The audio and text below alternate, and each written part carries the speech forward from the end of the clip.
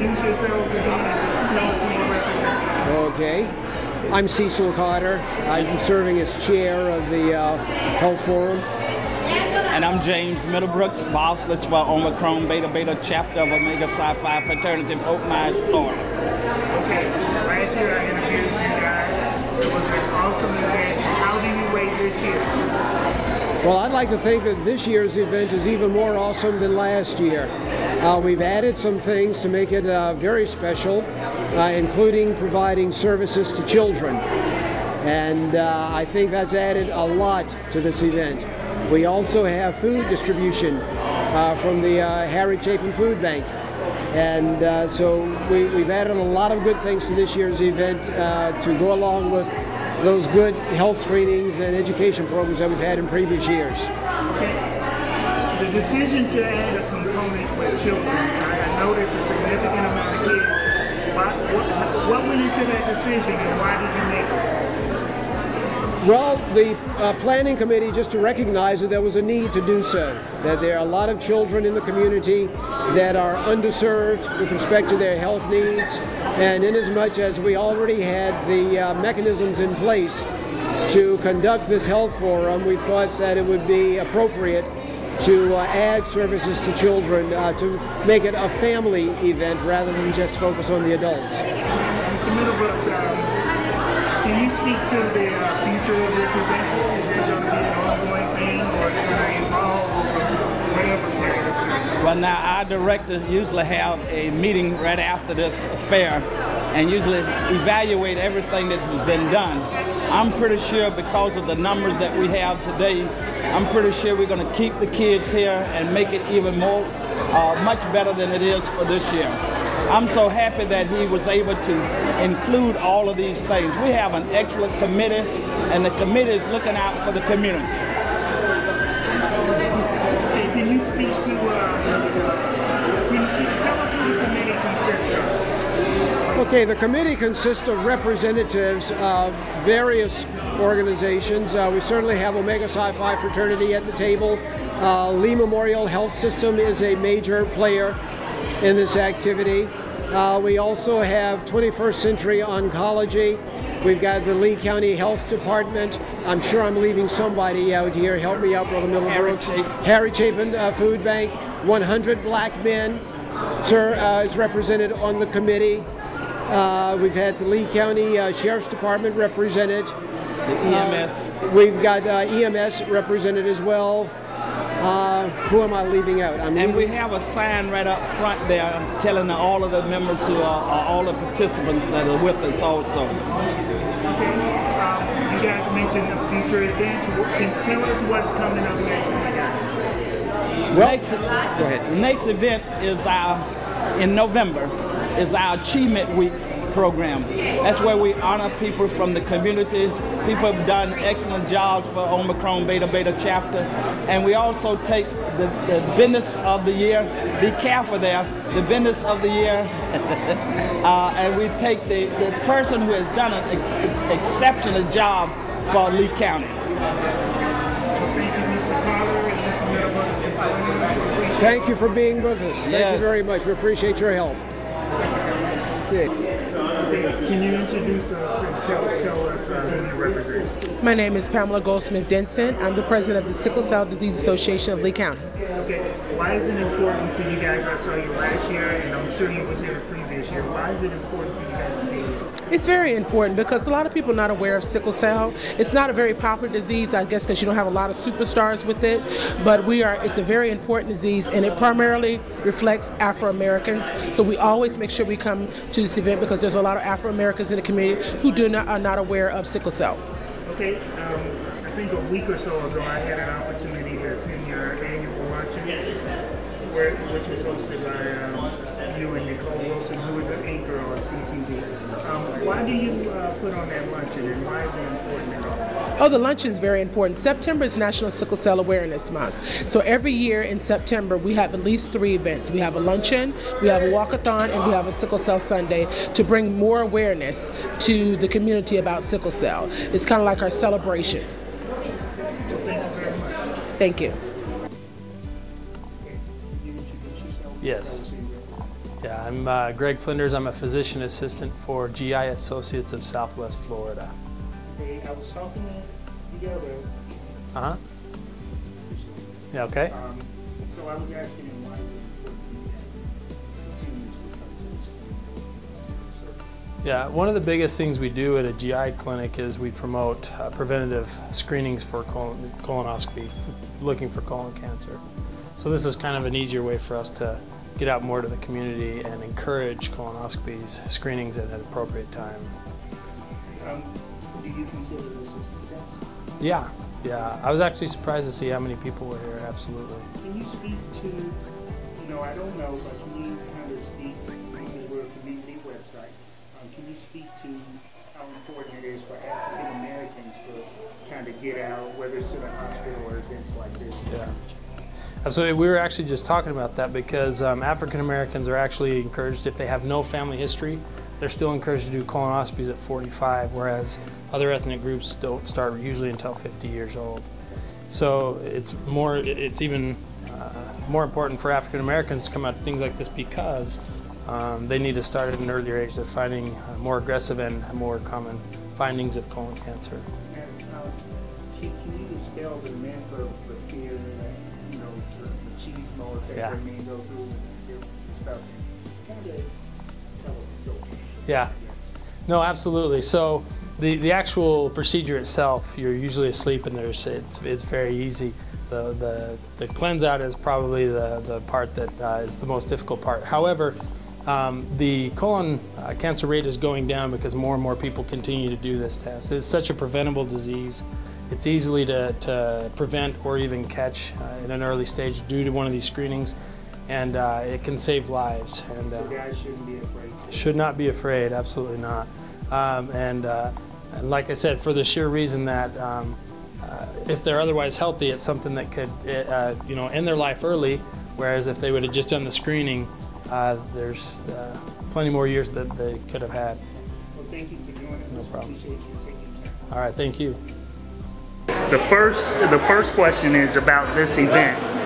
And you guys are always the headliners and doing really significant things in the community. Now, I just want to understand, why is it important, for one, and what's the significance that you guys want this to bring to the community as well? I'll give you a little history about this whole thing. It started basically in a prostate screening for males, and statistically, 1 in 3 African American males actually get prostate cancer. So with that being said, there are a number of other things that we basically try to do. The average person does not go to a doctor, and we know today with health care skyrocketing, the actual volunteers in the health community to come in our community and do something is a plus for us. Mm-hmm. What can people expect by coming here? What do they get? They get free checkups, or what do they? Well, basically, it's a total body checkup, I guess you might say. Blood pressure, sugar, colon screening, health, mass, nutrition education, hepatitis, all those kind of things are covered in this one screening today.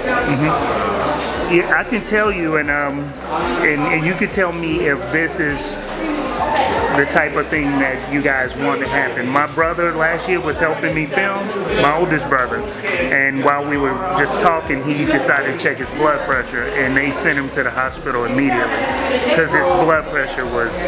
Not to sound pessimistic or anything like that, I hope you take this as being an optimistic statement, but through the years, and we've been doing this for a number of years, we have had a number of people come on with screenings that were immediately asked to go to the hospital. Simply because we basically neglect our health a lot of times. So with this screening, the screenings that we're doing today free, I think a lot of people are basically motivated to get those things done. Okay. One last question. You pointed out we, and I want to just fine tune that. We means African American men. Well, yeah, African American, not only African American men, but African Americans, period. We have a tendency to neglect our health. A lot of times simply because we can't afford to get it done. So right now, the way the country is going, healthcare is skyrocketing, and I think that this is a plus for our community. Yes, sir. All right. Well, thank you very much, Councilman. Okay. Can you introduce yourself and just tell us who you're with? My name is Andrew Kaplan. I'm a physician assistant with Southwest Florida Urologic. We're here to provide blood screening and physical examinations for prostate disease. Okay, now if I remember correctly, you guys were here last year. Why is it important for you guys to keep coming back each year? Because it was with any health condition, your health can change.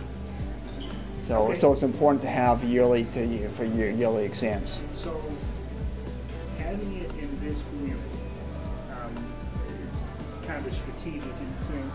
Is it because that, you know, this is more low to moderate income, kind of bringing? Well, it's a community. Well, I'm newer to the Florida region, but for the population that we're serving here today, it's a population that tends not to seek health care on a regular basis. Okay. So if you can talk to the community at large, can Yeah. you tell them why it's important to African American? Okay. This is a big part of that thing. Tell them why it's important to come out to this center. Well, of course, it's important to get regular health screenings. Sometimes the procedures may not always seem the most comfortable because we're not used to them. Because especially in terms of men, we tend to sort of hold off on exams until we have problems. But by the time we have problems, by the time we have symptoms, oftentimes the disease has already progressed. So a lot of times you can't go by symptoms. That's why the screening on a regular basis is important. Well, thank you very much for taking the time to join us. Appreciate it. Very welcome. Yourself again and tell us what Okay, it is. my name is James Buchanan, and I'm employed with the Buchanan School Board, and I'm assistant principal at Estero High School. And So, like I said, I heard that you're here pretty much every year. Why is that? I'm here, I come and try to do the screening every year. It is important that all men and all women of age 40 is aware of what's going on with their bodies. This is a free screening if you don't have a doctor, and this can prevent a lot of illnesses such as cancer. And I recommend I try to get out to everybody in the community that I run across that's over 40 years of age and have them come to the screening. So I'm a good advocate for this particular day every year, and I think it's great for our community as far as the way it's being held in Dunbar. But now it has gotten to the point where it is county-wide, and I'm great to see the turnout that is coming out to take advantage of the services that are being offered by the Omegas. Okay, well, thank you very much for joining us, and we appreciate your time. You're more than welcome. Have a good day. Hi, my name is Nakisa Haywood. I'm one of the nurses from Lee Memorial Health System, one of the med-surg infectious disease nurses, and we're here doing a health fair at Dunbar High School. In this room behind me, we are assessing patients' BMI, going over their blood pressures and heart rates, assessing carotid artery disorders, and going over health information so they can be more healthier in their lifestyles. Okay, so most people are used to going to the hospital. Why is it important for you guys to make this effort to come out to the people in the community? That's a great question. Actually, it's the #1 reason for patients not receiving health care, which is access. Not all the time that they can get to the hospital itself or to the doctor's office itself. And we have collaborated with other groups also to come in and provide health care here in their neighborhood. So we wanted to bring our services to them versus them come to us. You guys were here last year. Yes, we were.